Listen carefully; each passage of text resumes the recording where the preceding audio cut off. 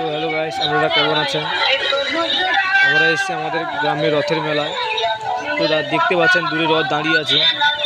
দেখতে পাচ্ছেন রথ দেখতে কত লোক জন এসছে, দেখুন।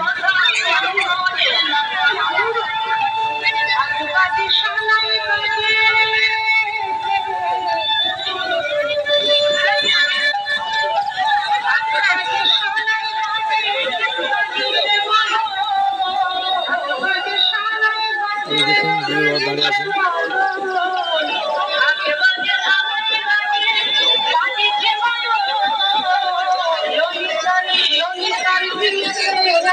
আমাদের রথের মেলায় বাসা কোনো হচ্ছে, দেখতে পাচ্ছেন।